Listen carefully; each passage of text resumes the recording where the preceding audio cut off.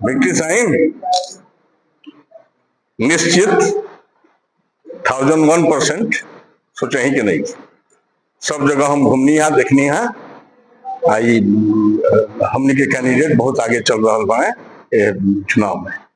अच्छा, चुनाव संबंधित भोजपुर बक्सर का जो एमएलसी चुनाव हो रहा है और काफी प्रशासन की अच्छी व्यवस्था के बीच हो रहा है, बिल्कुल, क्या कहना चाहेंगे? एक दो की प्रशासन को धन्यवाद देते हैं जिन लोगों ने बहुत अच्छी व्यवस्था कराई है।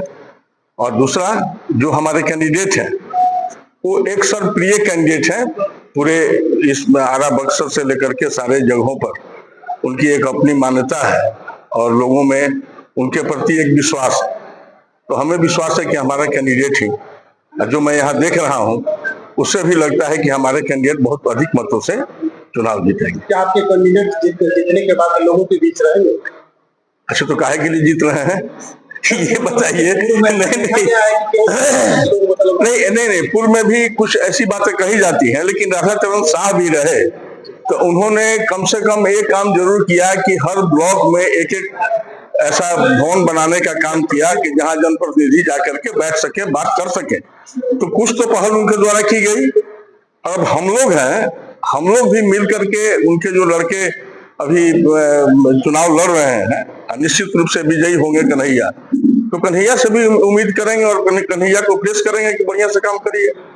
ठीक, है तो उनके द्वारा अपने कैंडिडेट की जीत का दावा किया जा रहा है, क्या कहना चाहेंगे? आप लोग सुबह से कवर कर रहे हैं, पहले तो आप लोग को धन्यवाद देते हैं।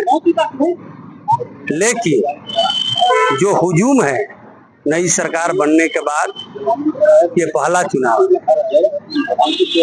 इस चुनाव में महागठबंधन के प्रत्याशी सोनू कुमार राय जी चारों तरफ से सारे जाति बिरादरी को वोट लेकर निश्चित रूप से विधान परिषद में पहुंच रहे हैं। इसमें कोई कहीं संदेह नहीं है।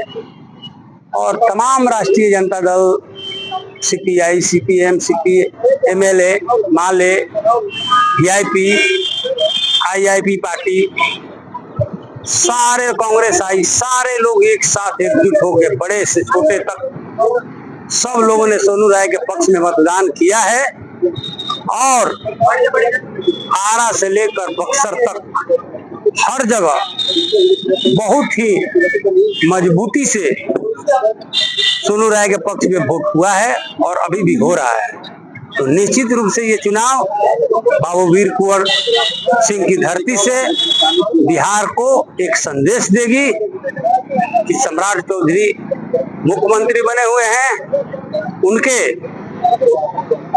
रहते हुए ये प्रथम चुनाव है, उसमें महागठबंधन भारी मतों से जीतने जा रहा है। आरा में भी कुछ सुना जाता है कि कुछ गड़बड़ी का शिकायत चल रहा है। नहीं, जिसकी सरकार होती है कुछ गड़बड़ी करना लोग चाहते थे, जाली मजिस्ट्रेट बनकर बूथ में घुसकर वोट को प्रभावित करना चाहे, मगर राष्ट्रीय जनता दल तथा महागठबंधन के कार्यकर्ता इतना मजबूत हैं कि उनको कलर में हाथ लाकर बाहर निकाला गया और शांतिपूर्ण मतदान हो रहा है। और चारों तरफ से हम रिपोर्ट ले लिए हैं।